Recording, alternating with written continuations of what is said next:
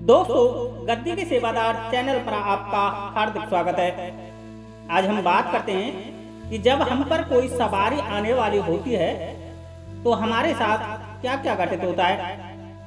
कई लोग, कई बच्चे व कई मेरे भाई बहन मुझसे ये बोलते हैं कि गुरुजी, हमारे साथ ये घटित होता है, क्या कोई सवारी हमारे ऊपर आने वाली है। क्योंकि हमने YouTube पर जितने भी वीडियोज देखे हैं और उन्होंने जिस तरह के लक्षण उन वीडियोज में बताए हैं वो सब व अधिकांशतः लक्षण हमसे मैच करते हैं। तो क्या कोई सवारी हमारे ऊपर आने वाली है या कोई और ही समस्या है, कोई और ही बात है।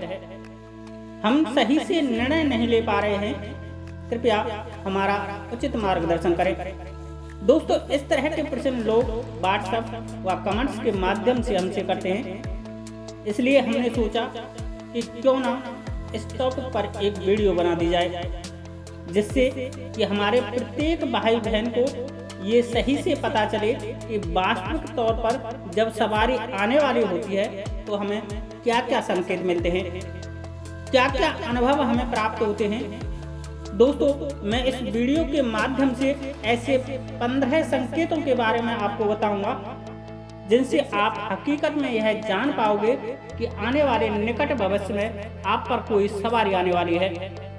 और सवारी के आने के बाद आप गद्दी दरबार व लोगों के संकट काटने का कार्य भी करेंगे।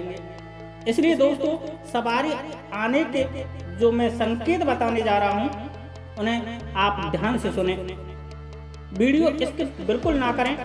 यदि तुम वीडियो स्किप करोगे तो उन सब बातों को खो दोगे जो मैं यहाँ बताने वाला हूँ। वहीं वीडियो के अंत तक जरूर देखें, क्योंकि वीडियो के अंत में मैं आपको सवारी के वक्त हमें क्या सावधानियाँ रखनी होती हैं उससे भी अवगत कराऊंगा। इसलिए एक एक शब्द को ध्यान से सुनना तथा पहली बार मेरे चैनल पर आए हो तो गद्दी के सेवादार चैनल को सब्सक्राइब जरूर कर लेना। दोस्तों, सवारी आना कोई गलत बात नहीं है। सही गलत निर्भर करता है आप पर कि आप उस सवारी से क्या करा रहे हो। आप उससे अच्छे कार्य करा रहे हो या गलत। उस ईश्वर ने आपको जन कल्याण के लिए चुना है, तभी तो आप पर सवारी आई। उस ईश्वर ने आपको लोगों की भलाई के लिए चुना है, तभी तो आप पर वह अलौकिक शक्ति मेहरबान हुई। फिर बताइए, सवारी का आना गलत कहाँ हुआ।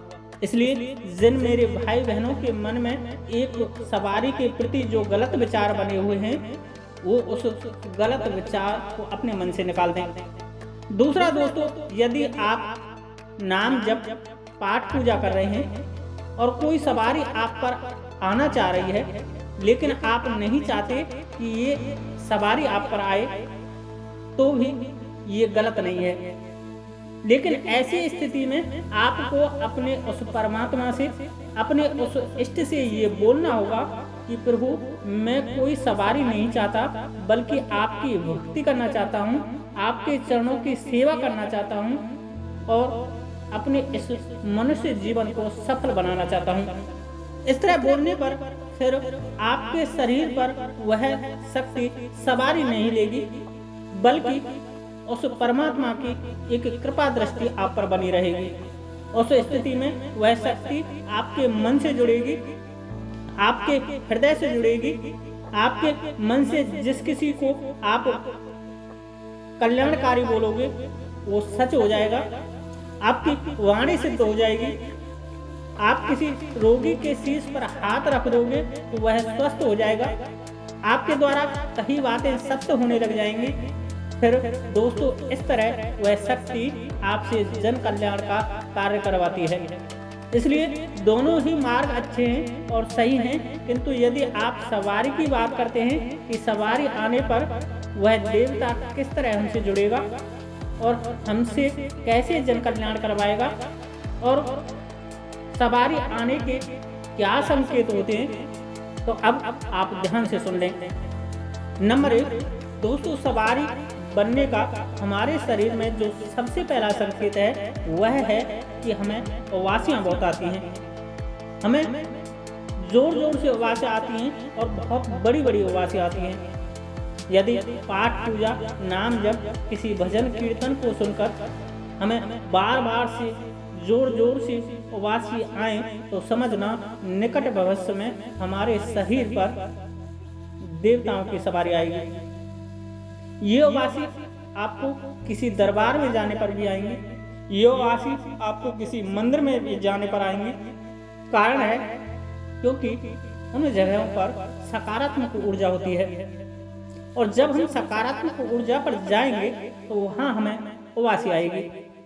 नंबर दूसरा है दोस्तों, यदि हमारे सिर के ऊपरी हिस्से में कोई हलचल बनती है, ऐसा लगता हो कि हमारे सिर के ऊपरी भाग में लुप लुप हो रही है, कोई मीठी मीठी सी चवक चल रही है जिसमें कि दर्द नहीं हो रहा है बल्कि एक अजीब सी हलचल है, तो दोस्तों समझ लेना निकट भविष्य में कोई सवारी आपके सिर पर आने वाली है, आपके शीश पर आने वाली है। नंबर तीसरा, जाप करते समय, ध्यान करते समय या कोई भजन कीर्तन जागरण जैसे प्रोग्रामों में यदि आपको आंखों से आंसू आ जाते हों और ये आंसू इतने आए कि आप उस परमात्मा के भाव में विभोर हो जाएं, तो दोस्तों समझना निकट भविष्य में आप पर सवारी आने वाली है। नंबर चौथा, यदि आपके आज्ञा चक्र पर कोई हलचल होने लग जाए, कोई खिंचाव सा बनने लग जाए, आंखें बंद करने पर यदि कोई रंग के गोले बनते दिखें, तरह तरह के प्रकाश रंग के आकार बनते दिखें, तो दोस्तों समझना निकट भविष्य में आप पर सवारी आने वाली है। नंबर 5, यदि किसी भजन कीर्तन को सुनकर आपका सिर स्वतः हिलने लग जाए, एक तक, एक धुन, एक लहर सी और एक उमंग सी मन में आए, भजन कीर्तनों को सुनकर आपका शरीर एक पॉजिटिवता सी महसूस करे, तो दोस्तों समझना निकट भविष्य में आप पर सवारी आने वाली है। नंबर 6, यदि शरीर भारी हो रहा हो, शरीर सुन्नी की अवस्था में चला जाता हो, कान की लवें गर्म हो जाती हो, आपकी सांसों की गति में तेजी आ जाती हो और आप चीज़ों को यदि बेहतर ढंग से समझने लग गए हों, तो दोस्तों समझना निकट भविष्य में आप पर सवारी आने वाली है। नंबर 7, यदि आप अपने पितृदेव, कुलदेवी व ग्राम देवी देवताओं की पूजा में रुचि लेने लग गए हों, आप अपने पूर्वजों के बारे में जानने की अभिलाषा रखते हों, आप रहस्यों को जानने की चेष्टा करते हों, आप गद्दी दरबार चलाने वाले साधु संत सन्यासी अघोरी बाबाओं के प्रति जिज्ञासु हों, तो दोस्तों समझना निकट भविष्य में आप पर सवारी आने वाली है। नंबर 8, यदि आप किसी के दुख को देखकर बहुत ज्यादा दुखी हो जाते हों, आप गमगीन दृश्यों को देखकर यदि आंखों में आंसू ले आते हों, आप हर किसी के दुख को यदि अपना मानने लग जाते हों, आप हर किसी की सहायता करने के लिए आतुर हो जाते हों, आप जीवों के प्रति बहुत ही दया का भाव रखते हों, आप पैसों से ज्यादा यदि संबंधों को महत्व देने लग गए हों, आपके सोचने का नजरिया बहुत ही सकारात्मक हो गया हो, आप दूसरे लोगों से हटकर के सोचते हों, तो दोस्तों समझना आप पर किसी शक्ति की मेहरबानी है और निकट भविष्य में वह शक्ति आप पर सवारी लेने वाली है। नंबर 9, आपकी आंखें भारी होने लगती हों, आपको ऐसा लगता हो मान लो कोई आंखों पर बोझ सा बन रहा है, आंखें झुकी झुकी सी रहती हों, यदि इस तरह से आपकी आंखें रह रही हैं, तो दोस्तों यह सवारी होने का सूचक है। नंबर 10, जाप करते करते उल्टियों का मन करता हो, ऐसे लगना मान लो कोई शक्ति मुंह खोल करके बाहर निकलना चाहती है, इस तरह की यदि चीजें आपके साथ घट रही हैं तो समझना माता काली की सवारी आप पर मेहरबान है। नंबर 11, आपके शरीर का तापमान गर्म हो जाता हो, आपको ऐसा लगता हो मान लो आपके भीतर बुखार है, आपके भीतरी शरीर में बुखार है, आपको अंदर से बुखार महसूस होने लग जाता हो तो दोस्तों समझना निकट भविष्य में आप पर सवारी आने वाली है। नंबर 12, आपके शरीर के रक्त का प्रभाव बहुत तेज गति से बहने लग गया हो, उसमें एक अलग सी स्फूर्ति और गति आने लग गई हो तो दोस्तों समझना आपके निकट भविष्य में सवारी आने वाली है। नंबर 13, आंखों में हल्की हल्की सी जलन चालू हो जाती हो, जिसकी वजह से आपकी आंखें नमी लिए होती हों, आपके चेहरे का तेज बढ़ने लग गया हो, जिसके कारण पशु पक्षी व लोग आप पर व आपके ओर पास व आपकी वाणी से आकर्षित होने लग गए हों तो दोस्तों समझना आप पर निकट भविष्य में सवारी आने वाली है। नंबर 14, जब सवारी आने वाली होती है तो आपको भजनों में मन लगने लग जाता है और आपको नींद आने के बाद भी उस भजन के बोल सुनाई देते हैं। आपको रात्रि में सपनों के माध्यम से वे कभी कभी अपने ऊपर सवारी आने व संकट काटने के दृश्य दिखाई देने लग जाते हैं। यदि इस तरह की घटनाएं आपके साथ हो रही हैं तो दोस्तों समझना निकट भविष्य में आप पर सवारी आने वाली है।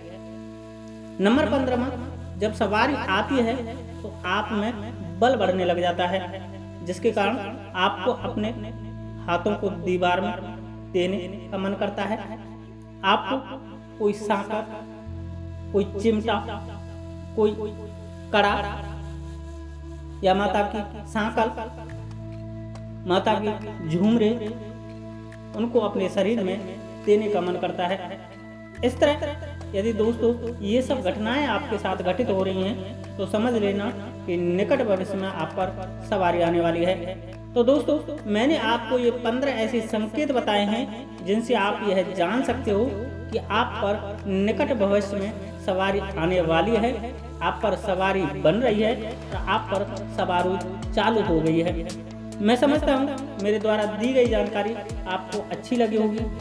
वहीं मैं आने वाली वीडियो में ये बताने वाला हूँ कि यदि आप पर सवारी बनने लग गई है तो आपको क्या सावधानी रखनी चाहिए, क्योंकि यदि आने वाली सवारी आपसे नहीं संभली, सवारी आपसे नियंत्रण नहीं हुई या कहीं किसी अनिवार्यता के कारण यदि ये सवारी अनियंत्रित हो गई तो आप दुनिया भर में दिखा लेना, आप कहीं भी झाड़ फूक करा लेना, आपको दुनिया की कोई ताकत सही नहीं कर सकती, क्योंकि दोस्तों यह शक्ति आपके निमंत्रण से आई है, यह आपके बुलावे से आई है। इसलिए आपको ये ध्यान रखना होगा कि इसका किसी भी प्रकार से अपमान ना हो। हम ऐसे कोई भी कार्य ना करें, ऐसा कोई भी कर्म ना करें जिससे कि ये दुखी हो, जिससे कि ये नाराज होकर हमारा पतन चालू कर दे। इसलिए इसके क्या नियम हैं, इसको चलाने के क्या नियम हैं, इसको अपने पास अपने नियंत्रण में रखने के क्या नियम हैं, यदि ये सब आप जानना चाहते हैं तो वीडियो को लाइक कर चैनल को सब्सक्राइब जरूर कर लें। वहीं कुछ इस विषय में यदि आप जानना चाहते हैं तो कमेंट्स जरूर करें। आज के लिए इतना ही। जय श्री राधे, जय श्री कृष्ण, जय माता की, जय गति के सेवादार की।